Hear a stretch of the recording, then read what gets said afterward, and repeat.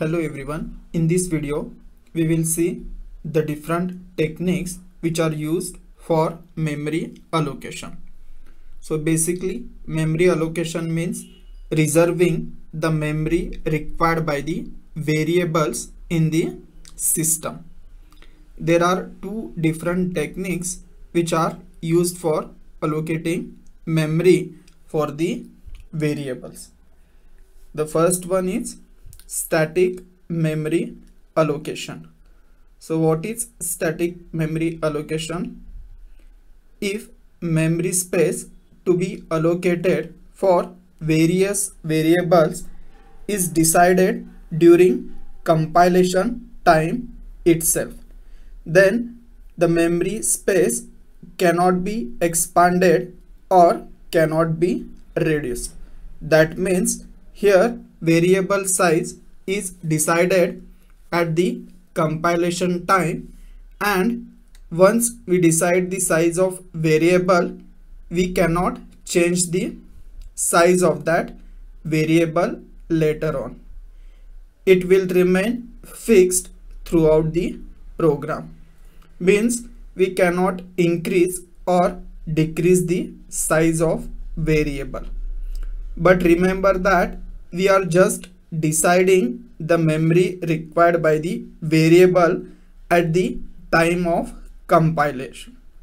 Actual allocation of memory will be done just before the program execution begins. So this is the example of static memory allocation. So here we have declared one integer variable a, which is an array of size 10, which starts from a of 0 to a of 9. So this declaration is a static allocation because once you declare this size, that size will remain fixed. Means even if you are using only 3 spaces out of 10 spaces reserved, you are wasting the remaining 7 slots. And similarly, suppose if you want to insert more than 10 elements in that array, then also it is not possible. So basically the size of variable is fixed. You cannot add extra element, or if you are using less elements, you are simply wasting the memory.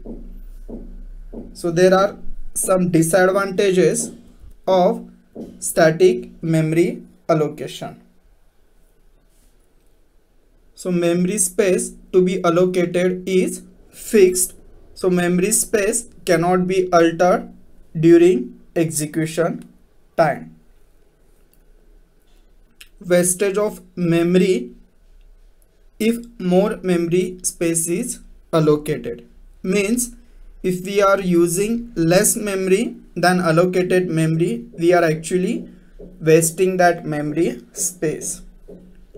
Next one, leads to overflow if less memory space is allocated. Means if we want to more memory space, it is not allowed. So basically static memory allocation has certain limitations and useful only when the data required is fixed and known before processing. So all the above disadvantages can be overcome using the second type, that is dynamic memory allocation. If there is an unpredictable storage requirement, then static allocation technique is not used. This is the point where the concept dynamic memory allocation comes into the picture. So now we will see what is dynamic memory allocation. So dynamic memory allocation is the process of allocating memory space during execution time, that is at run time. This allocation technique uses predefined functions to allocate and release memory for data during execution time. So if there is an unpredictable storage requirement, then dynamic memory allocation technique is used.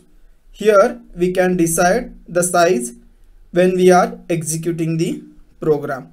So we can increase or decrease the size of variable.